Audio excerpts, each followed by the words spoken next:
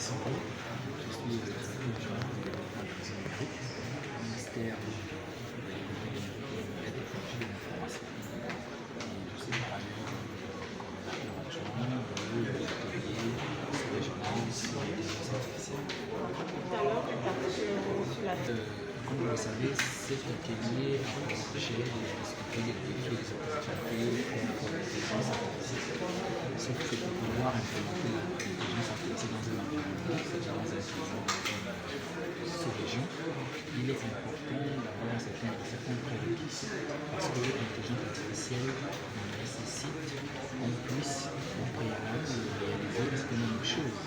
Notamment, il faut disposer d'une infrastructure numérique capable d'assurer une connectivité qui soit robuste, qui soit continue, qui soit stable et sécurisée. Il faudrait aussi, dans un autre temps, avoir un cadre légal qui soit adapté, parce que vous savez, l'intelligence artificielle apporte beaucoup de questionnements. Il y a certes des opportunités, il y a certes des opportunités, mais il peut aussi avoir des limites. Il est nécessaire d'encadrer tout ça. Et donc, il était nécessaire que cet atelier puisse offrir des moyens à mettre des recommandations pertinentes. Il était nécessaire de d'abord faire un état des lieux de ce qui existe. Parce que lorsqu'on va implémenter, comme je le disais, lorsqu'on implémente l'intelligence artificielle au Gabon, on n'a pas exactement la même difficulté que si on l'implémente en France ou en Suède ou aux États-Unis. Parce que tout simplement, on n'a pas le même environnement technologique. Il fallait d'abord présenter cet environnement technologique et par la suite, permettre aux experts de s'en inspirer, de pouvoir dire ce qui est lieu de faire en sécurité, de pouvoir donner un cap pour pouvoir que le Gabon puisse justement intégrer cette nouvelle technologie.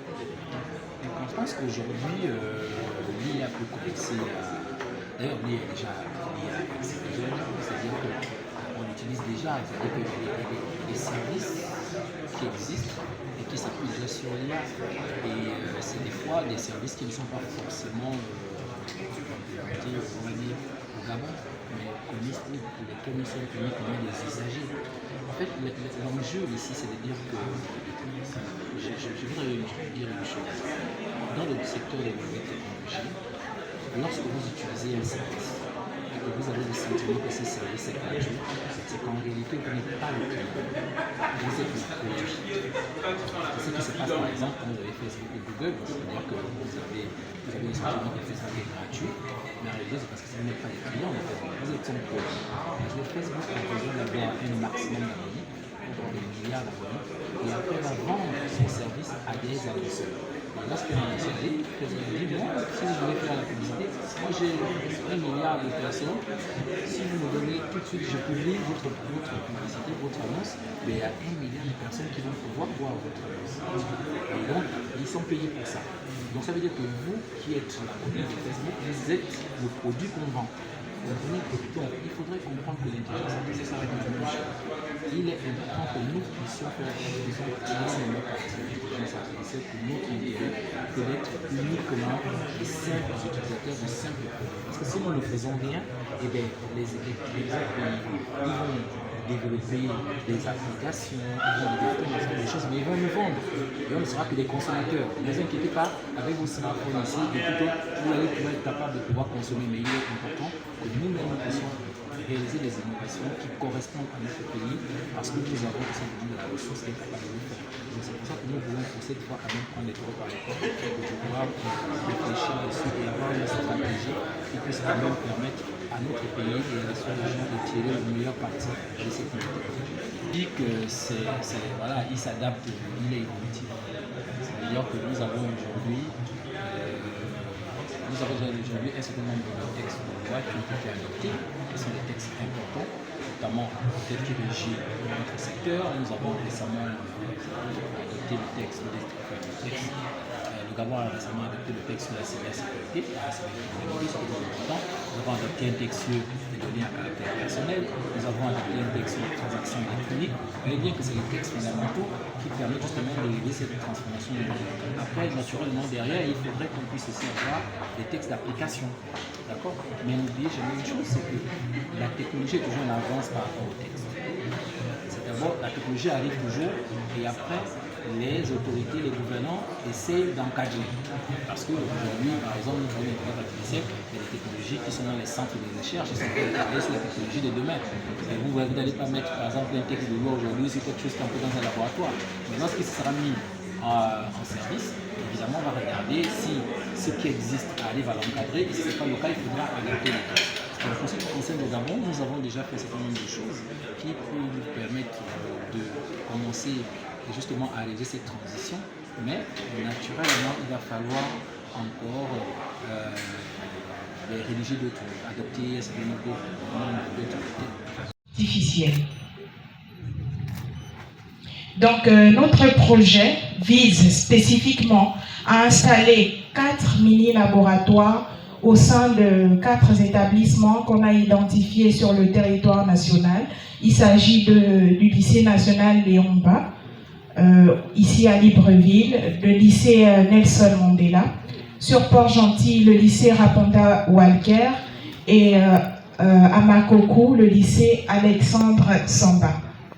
Okay. Donc, ces tablettes-là vont comporter une plateforme qui a été développée, une plateforme immersive qui va donner accès à des environnements virtuels.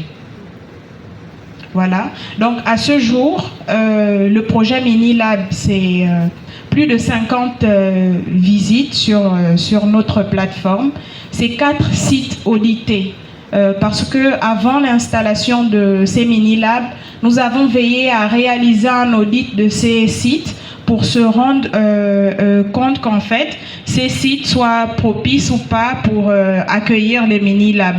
Parce que les sites devraient répondre à un certain nombre de conditions, notamment la qualité de la soit propice pour accueillir le dispositif.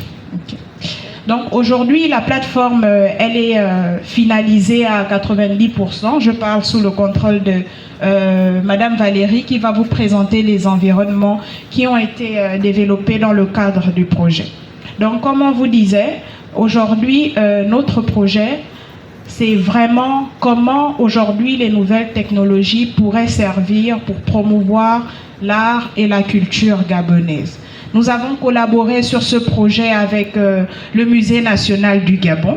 Donc nous avons procédé à une captation du musée que nous avons dématérialisé pour permettre à ceux qui n'ont pas encore visité le musée de visiter en immersion virtuelle. Okay. Donc nous avons intégré de l'intelligence artificielle qui fait donc le guide virtuel au sein de cet espace. Donc je vais laisser le soin à Madame Valérie Gémeaux de vous présenter nos espaces virtuels dématérialisés. Alors, bonjour à tous et à toutes, j'espère que vous passez une bonne matinée. Donc, je suis Valérie Gémeaux, Business Analyst Senior donc à la SING, chef de projet sur la partie technique, donc sur le développement de l'espace virtuel en lui-même. Donc là, normalement, nous avons une vidéo en fait qui est directement prise dans le casque virtuel. Donc ce que nous avons fait, c'est que nous avons développé 5 espaces. Le premier espace, c'est la dématérialisation du musée national du Gabon. Donc vous avez la possibilité de pouvoir visiter le musée comme si vous y étiez et de pouvoir effectivement voir les œuvres et également avoir les descriptions. Vous avez également un deuxième espace qui est créer une exposition. Dans cet espace, vous avez la possibilité de pouvoir créer vous-même l'exposition à partir des œuvres que nous avons modélisées avec une technologie spécifique Blender et également notre partenaire sur le projet Uptel. Donc c'est vraiment un travail que nous avons fait pas à pas avec le musée national. Vous avez ensuite également un espace de découvrir le Bouti, où vous avez également la possibilité donc d'être en immersion en pleine forêt et de pouvoir découvrir le culte du Bouti. Excusez-moi, je ne sais pas si vous m'entendez suffisamment bien. Donc vous avez également la possibilité de visiter cet espace. Il nous a semblé très très important de pouvoir le mettre en avant. Et vous avez également donc un espace langue vernaculaire. Donc là par exemple sur l'écran, vous voyez l'espace découvrir le Bouti. Madame, veuillez décliner votre identité. Je suis Madame Yamini Fisilia, oui, enseignante à l'initiation de l'intelligence artificielle à l'INPT et également membre du laboratoire de recherche. en intelligence artificielle. Alors, que peut-on retenir de cette formation sur l'éducation? Que peut-on retenir de cette formation? Qu'est-ce que nous pouvons retenir de cette formation?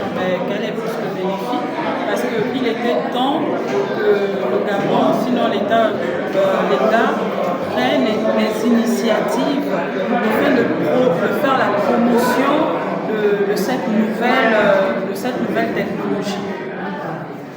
Alors, quand on définit l'IA pour les gens qui ne s'y connaissent pas, que dire? L'IA peut avoir, on va dire l'intelligence artificielle, peut avoir plusieurs définitions.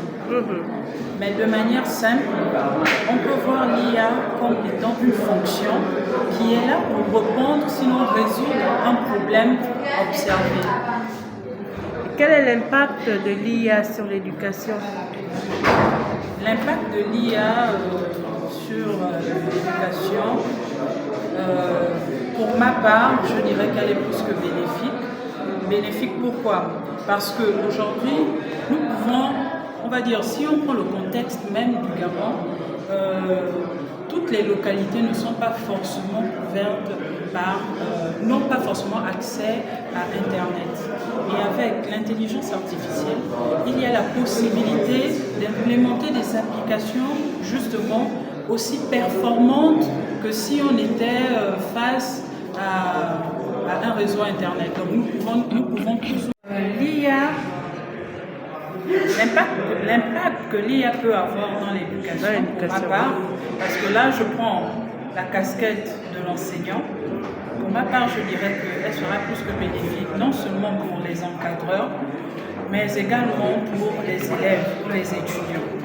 Dans le cas des encadreurs, l'IA peut beaucoup aider dans la conception des cours, dans la correction des devoirs, et même la rédaction des sujets. Et pour les élèves, l'IA aussi sera plus que bénéfique. Pourquoi? Parce qu'avec l'IA, ils ont la possibilité d'avoir des coachs, sinon des enseignants personnalisés. Ils ont la possibilité de gagner en temps sur des notions, par exemple, qu'ils ne maîtrisent pas forcément et d'apprendre encore un peu plus. Mais je peux aussi ajouter qu'avec l'avènement de l'IA, il y a la possibilité que toutes, on va dire, les zones, par exemple, qui n'ont pas accès à Internet et qui n'ont pas aussi accès, par exemple, aux enseignants dans certaines disciplines. Parlons d'abord des disciplines, on va dire, scientifiques, maths, physique, etc. Avec certaines applications qui ne nécessitent pas forcément l'Internet, ces localités-là peuvent combler, on va dire, ces besoins.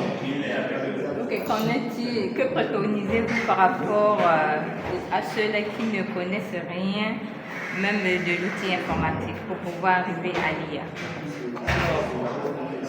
Pour faire de l'intelligence artificielle, parce que dans le volet intelligence artificielle, on a beaucoup de, on va dire, il y a beaucoup de, je vais dire emploi, il y a beaucoup d'emplois qui vont être, qui ont vu le jour. Donc, pour ceux-là qui n'ont jamais fait, par exemple, qui n'ont aucune notion d'informatique, il faudrait déjà qu'ils savent au moins saisir les textes, il faudrait qu'ils savent c'est quoi un ordinateur, c'est quoi une souris, pour pouvoir ne fût-ce que utiliser une application ou un logiciel d'intelligence artificielle. Merci madame. Bonjour monsieur. Bonjour madame. Présentez-vous. Je suis Greg Lendel Bélé, mon nom civil, formateur SOS. Alors, vous avez participé à l'atelier de l'IA sur l'éducation. Quel est selon vous l'impact de l'IA dans l'éducation? D'accord, merci pour la question. L'impact de l'IA aujourd'hui occupe une place prépondérante. Ce fait que de nos jeunes, les jeunes qui sont très hybrides, qui sont digital ready, utilisent déjà l'intelligence artificielle. Maintenant, le défi est de permettre de cadrer l'utilisation de cette IA et de permettre déjà, parce qu'il y a un fossé entre ces jeunes qui utilisent cette intelligence artificielle et les enseignants. Donc, ce serait de réglementer l'utilisation des l'IA par l'État et par permettre aussi aux enseignants qui n'ont pas la connaissance de l'intelligence artificielle de l'acquérir pour mieux accompagner ces élèves ou étudiants qui utilisent l'IA car c'est leur environnement actuel. Pour ceux qui ne s'y connaissent pas, comment définirez-vous l'IA? Tout simplement, l'IA, c'est tout simplement un assistant virtuel qui nous accompagne. C'est comme si vous aviez une secrétaire à qui vous demandez d'accomplir des tâches et elle le fait, mais tout ça va se faire virtuellement. Donc c'est un assistant virtuel qui vous aide dans des tâches comme l'élaboration d'un rapport, répondre à un mail, mais qui va vous donner des grandes lignes.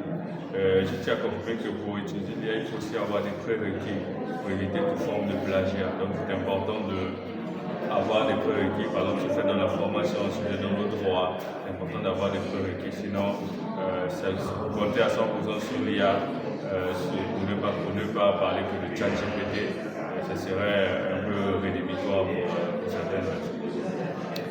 Merci, monsieur.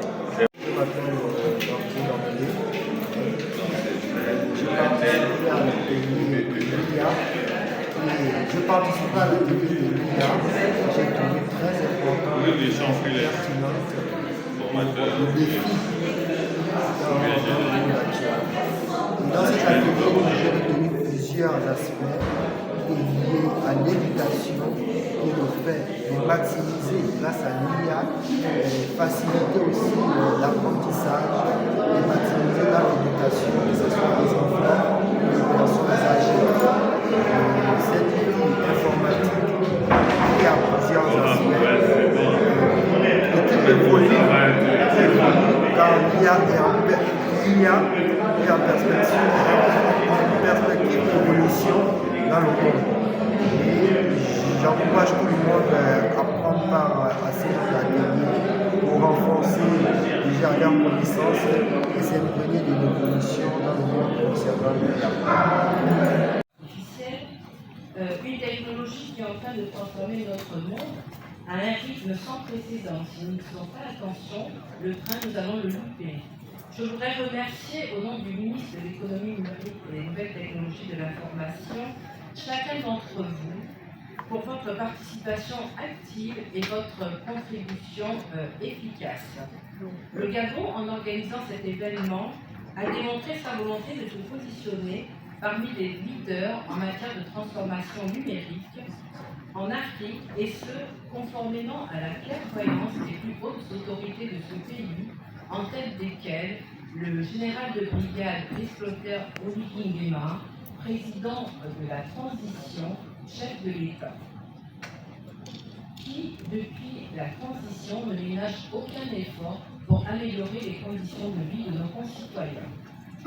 Pendant 2 jours, nous avons ensemble exploré les vastes horizons de l'intelligence artificielle.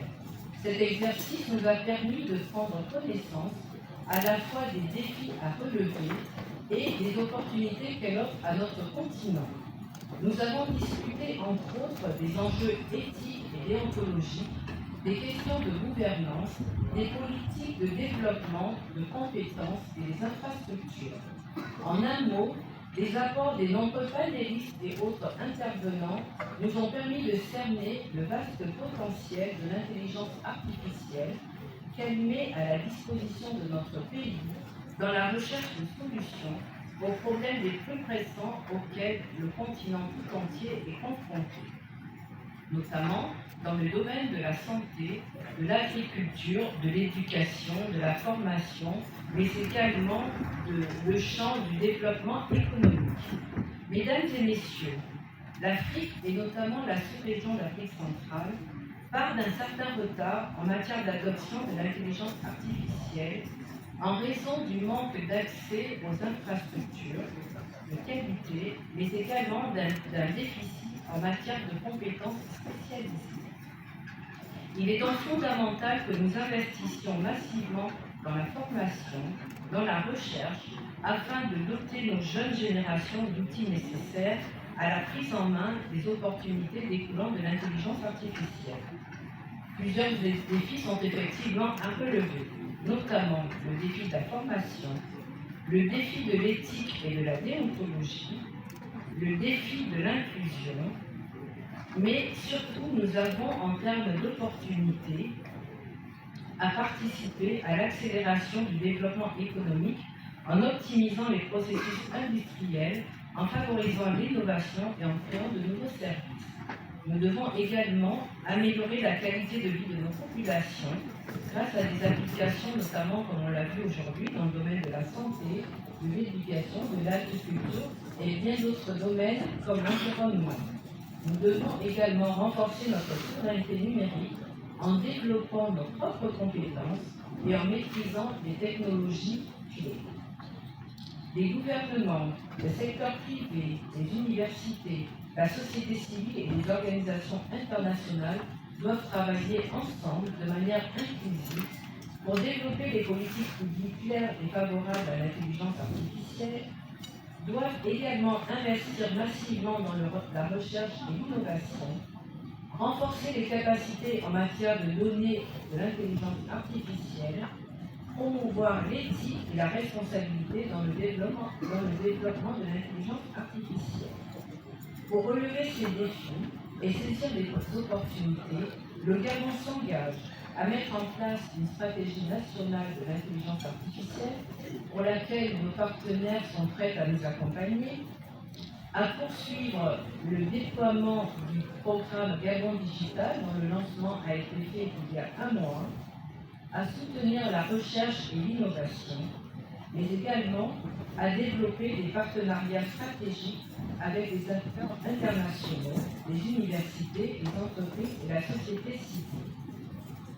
La République gabonaise, par l'entreprise de son ministère de l'économie numérique et des nouvelles technologies de l'information, se réjouit aujourd'hui du travail abattu par les experts venus d'horizons divers pour alimenter cette réflexion qui, sans nul doute, va conduire inexorablement notre pays vers une adoption de plus en plus éclairée et responsable de l'intelligence artificielle.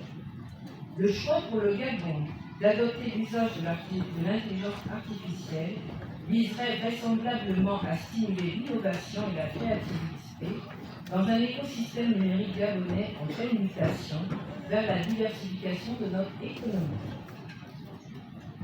Au moment de clore ces travaux, nous réalisons combien il est crucial d'éduquer les professionnels du numérique, la société civile, ainsi que l'ensemble des populations sur les opportunités qu'offre cette intelligence artificielle. C'est pourquoi nous sommes convaincus qu'il convient de souligner l'impérieuse nécessité d'un encadrement juridique pointu qui devra être rigoureusement appliqué en la matière. Mesdames et messieurs, nul doute que nous saurons profiter des résolutions des présentes assises pour bâtir une nouvelle dynamique pour l'Afrique en général et pour le Gabon en particulier. Enfin, et avant de souhaiter un bon retour à toutes les délégations et à tous les participants venus assister à ces travaux, au nom du ministre de l'économie numérique et des nouvelles technologies de l'information, à tous les participants, nous vous souhaitons nos plus chaleureux remerciements ainsi qu'à tous les partenaires dont les principaux sont la CEA et l'UNESCO, ainsi que l'UIP. Sur ce, bâtissons ensemble notre souveraineté numérique en usant rationnellement et en toute responsabilité de l'intelligence artificielle. Sur ce, je déclare clos les travaux du présent atelier sous-régional. Je vous remercie.